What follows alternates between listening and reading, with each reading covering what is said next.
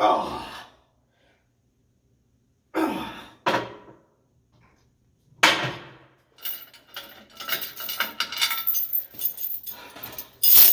Any asshole can do this.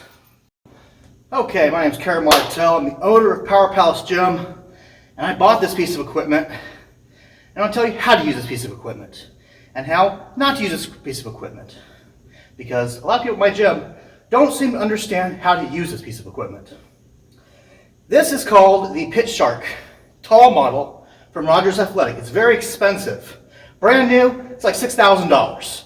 I happened to get a good condition used one that came out of a university in the other side of the country in New Jersey, okay? This is an expensive and delicate piece of equipment. And if you break it, I'm going to be very angry at you, okay? This is a great machine for doing specific exercises. The specific exercise it's designed for is called the belt squat. It is a squat where you are loading the weight on your legs. In particular, it's very quad dominant, I find. There's different ways to do the squat with it, but all of them tend to be exactly the same way. You put on a belt, such as this Speds belt here, around your waist, and you attach a chain. In this case, it is this chain, the short chain. When you are doing a belt squat, you are not, that is at least loaded to your hips. You are not using the long chain. The long chain is not for loading on your hips. It is for using two types of exercises. The first is the Zerch harness, okay, which goes on your chest, like so. Goes right on your chest, and you probably need to have a buddy buckle you into it as well, okay? So the reason the chain is long is so that it can go here. But as you can see from the placement of the hook, it's still right in my crotch, okay? It's not down at my freaking ankles. It's up here.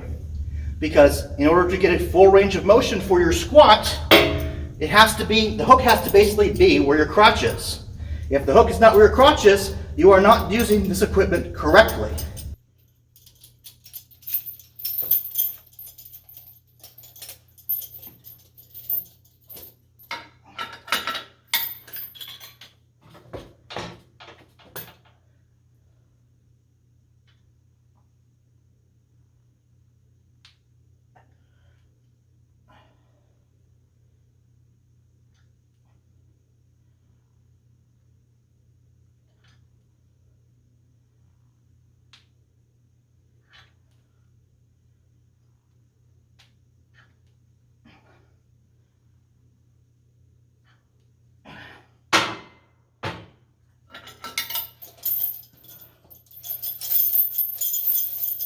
And you are probably using far too much weight that may damage the equipment, because this is not a solid piece of equipment that the plates stay on. They are loosely bolted into fairly thin vacuum tubing. And if you bend those tubes, you will be paying for the entire piece of equipment, because it's a very expensive and hard to replace stuff, okay? I want people to use this, but I want you to use it responsibly. The rules of the gym say no ego lifting. That's because I don't want my equipment damaged, all right? If I seem a little angry here, it's because lots of people have been abusing this piece of equipment, and I am tired of it, and I'm putting an end to it right fucking now. So, this is too much weight for most people to belt squat with. Certainly more for me. Can I manage to move the weight if I dangle the chain down at my ankles? Sure, because all I'm doing is squatting this much depth. I'm not even doing a half squat. I'm going down here, really. My ass should be on the frickin', this should be all the way down here, okay? And you can't do that when you have the chain dangling by your ankles. So, most people are not going to be able to do much more weight than they can barbell squat with. And that's by design, because this is primarily designed to replace a barbell squat. It is not designed so you can load as many plates as you want from all over my damn gym. Leave those plates in various states of places that they're not supposed to be at, and then start bending the arms of the belt squat so that no one else can use it, and I have to spend hundreds of dollars trying to get replacement parts, okay? This plate should really never hit the ground. The plate should not be on the ground. If you fail normally at the bottom part of your belt squat and they touch the ground, okay. But if they slam against the ground, that's a no-go. Now, this can also be used for other things. You see that there's attachments up here to do pull-ups. You can do weighted pull-ups on this, obviously not using this much weight, okay? There's also dip arms that stick out. They look like this. The dip arms attach very easily into the machine, like so. Okay, like that. Now you can do dips, okay? You can do some other exercises as well, but mostly just dips. It is definitely not for you to use these arms as part of squatting.